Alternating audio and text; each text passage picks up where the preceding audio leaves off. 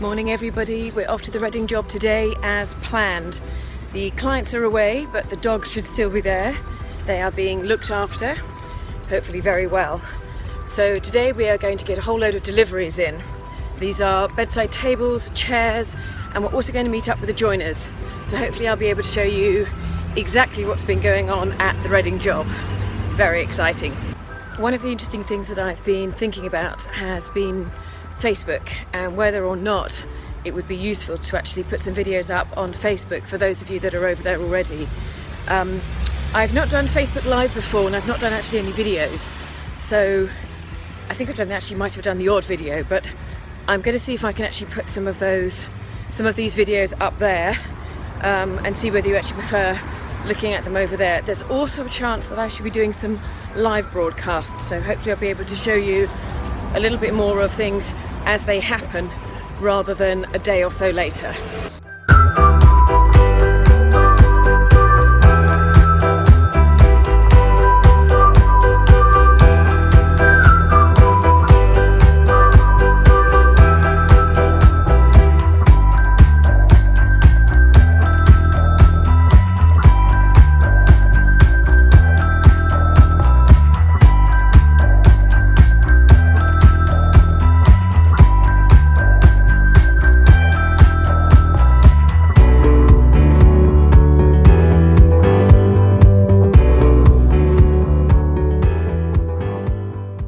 So here we are finally at the Reading job. It's been a long time coming. We've had workmen coming in and out, and today is the day when I finally get to show you what's been happening here.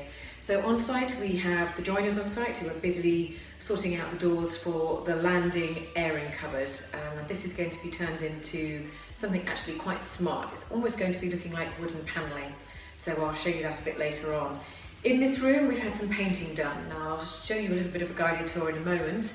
But we've actually used a very interesting colour here, and it's called Julie's Dream by Little Green. You can see the old sort of curtain pelmets, that's the board that's there, and that was actually where the curtain track was, so all that's going to be going, and there'll be new curtain rods up here. There's another wall light, this is actually going to be going, and along down here is going to be some bookcases all the way around. We've actually had some wall lights put in here. You can see the wiring that has been put up there, and it's we're just waiting for the wall lights to come in. We're also waiting for other little bits and bobs which are coming in, which is the joinery. And the joinery is going to be sitting on this wall over here. And as you can kind of see here, it's a rather large, expansive wall. We have a wall like this one up here is actually going to be, that's actually going to be going. So let's take a quick look and see what's been happening. This behind here is a radiator.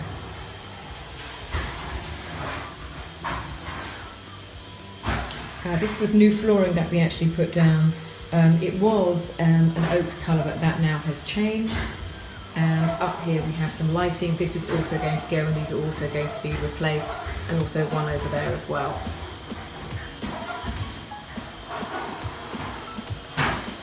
Moving up,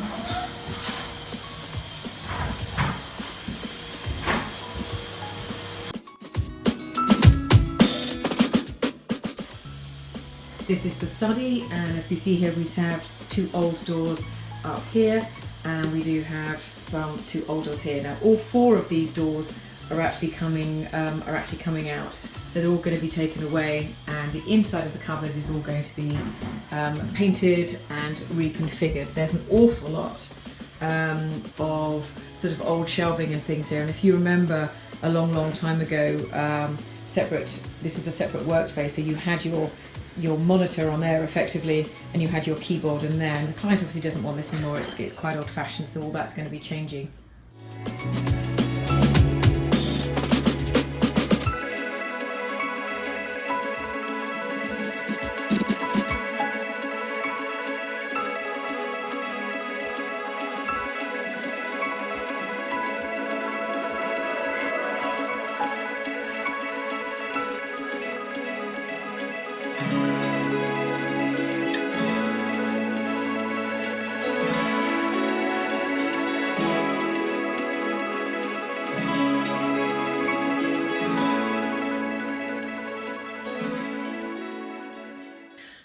So we have just cleared the study cupboard, and this is what we're actually looking like here. So as obviously we have this very, very bright wall. Now this is obviously going to be going. So we have all of these little holes here which are raw plugs, and this is where the shelving was first put in.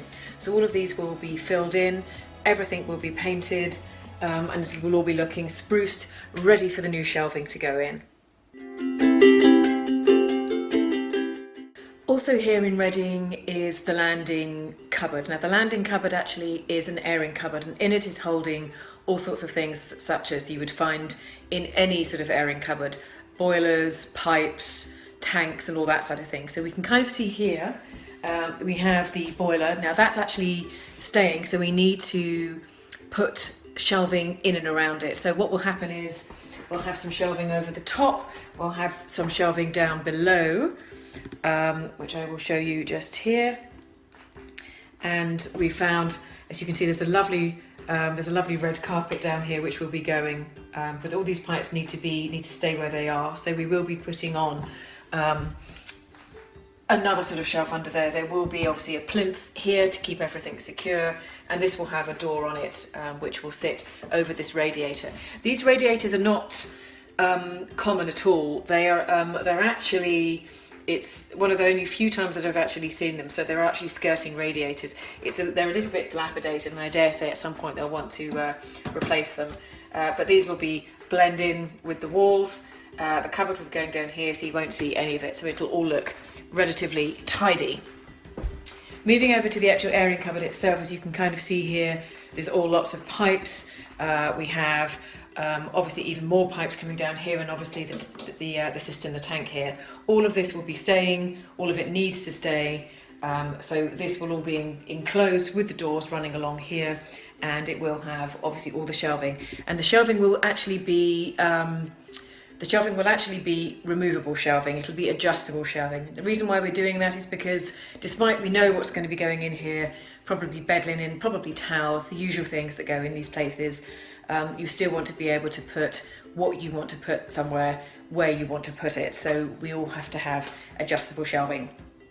Also up here on the landing, we've had a rather annoying, slightly irritating discovery. The walls here were painted by a previous interior designer, although they were more of a builder than an interior designer. So they've put a particular colour on the walls, which actually looks very much like Farrow & Ball's Churlish Green, which is this here. But actually, once you've put the actual colour on the walls, it actually looks very different. Now this can happen quite a lot with different coloured paints. What tends to happen is that over time the paint actually fades and becomes a different colour. So what we've actually had to do is actually do a bit of a colour matching job here, and it's quite intricate at the moment because we need to make sure that we can return certain paints that we think that we thought we needed, but we need to be able to return those. The moral of the story with this is to always make sure you either keep a record of what paint you use, preferably the actual paint number, because even if you're using something such as Churlish Green, if you do want to colour match this, and lots of paint houses don't allow you to do this anymore, they're actually tightening up on what places like Johnson's and Dulux and various other different places, Crown, all of these different paint houses, a lot of them can't actually do the colour matching that they once did. They're actually not allowed. There are legal agreements going through the courts at the moment, so you won't be able to do that very much longer. So I suspect there'll be lots of other paint houses that will be up and coming and will be trademarking all of their paints if they haven't done so, to stop all the other paint houses like Dulux and Johnson's and Crown from actually colour matching, so that you and I can get a cheaper paint job done on homes.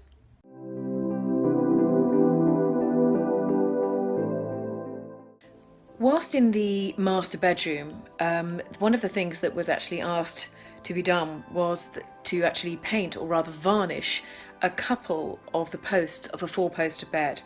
So this is the four-poster bed here. Now this has actually just been painted, and it's actually more of a varnish. And what we've done is, it was a very, very pale wood, so we've put on the first coat, and this is the coat that's drying, and so we're trying to match it in with the actual rest of the bed, and actually it's looking really quite good. So we'll see what that looks like when it's entirely finished. Also at this time we have had the deliveries in, so I'll show you the bedside tables in a moment. These are a dark reclaimed wood, and these are actually made to go with a particular bed that we have in here, which is the 4-poster mahogany bed that we have. We actually have had another delivery in as well, which is the cane armchair, which I think I've shown people previously on another video that was due in. So that's just arrived and that's looking great. Let's have a look at that next. This is the cane armchair. So this is looking actually really lovely. We've got, so this is obviously like a linen ticking fabric that we have here. And this goes down, it's got a very nice comfy cushion here. It's almost sort of a little bit sort of shabby chic. It has obviously the cane sides, and I think would be very beautiful to sit on. And that's going to go in the corner of the room when everything gets put back. So I'm quite looking forward to seeing that in situ.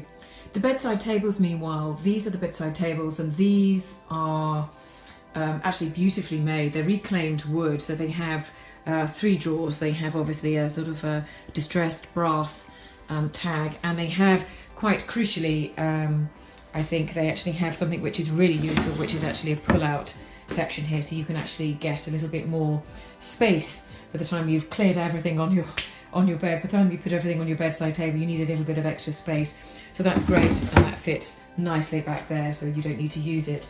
They're quite high bedside tables. They're actually about 71 centimeters high, which is quite good, especially for a 4-poster, which obviously is quite imposing in the room. And they are quite wide as well, as you can see, so you can get a lot in them.